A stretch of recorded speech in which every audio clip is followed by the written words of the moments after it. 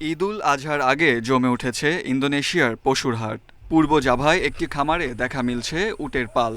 গরু ছাগলের চেয়ে লাভ বেশি হওয়ায় উট পালনের দিকে ঝুঁকছেন স্থানীয় খামারিরা। এটা এখনো শেখার পর্যায়ে আছে। সাধারণত আমরা উট শুধু চিড়িয়াখানায় দেখি। গরু ছাগল পালনে অফ সিজনে দাম খুব কমে যায়, তাই বিকল্প হিসেবে উট পালনের চেষ্টা করছি। খামারটিতে শিশু ও দর্শনার্থীদের ভিড় বাড়ছে। ইন্দোনেশিয়ায় কোরবানির পশু হিসেবে উট ধীরে ধীরে জনপ্রিয় হয়ে উঠলেও বয়স সংক্রান্ত নিয়ম এখনো বড় বাধা। এদিকে ইরান যুদ্ধের প্রভাবে জ্বালানির দাম বেড়ে যাওয়ায় ইন্দোনেশিয়ায় কোরবানির পশুর দামও বেড়েছে বলে জানাচ্ছেন বিক্রেতারা। কমে গেছে ক্রেতাদের ভিড়। জানুয়ারির চেয়ে মে মাসে গরু কেনার খরচ অনেক বেড়েছে। ডলারের মূল্য ও তেলের দামের কারণে আমাদের মূলধন খরচ বেড়েছে। কোরবানির পশু কেনায় মানুষের অংশগ্রহণ প্রায় ৩০% কমেছে।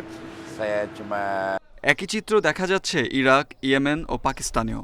ঈদ সামনে রেখে পশুর বাজারে ভিড় থাকলেও বাড়তি দামের কারণে অনেকেই ফিরছেন হতাশ হয়ে।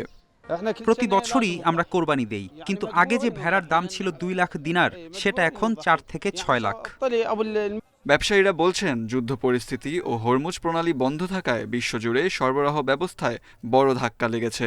তেলের দাম বাড়ায় তার প্রভাব পড়ছে পশুর বাজার সহ বিভিন্ন পণ্যের দামে। মধ্যপ্রাচ্য উত্তেজনা ও জ্বালানি সংকটের ঢেউ এখন সরাসরি আঘাত হেনেছে কোরবানির পশুর বাজারে। ফলে ঈদের আনন্দের মাঝেও বাড়তি দামের চাপে নাজেহাল সাধারণ ক্রেতারা।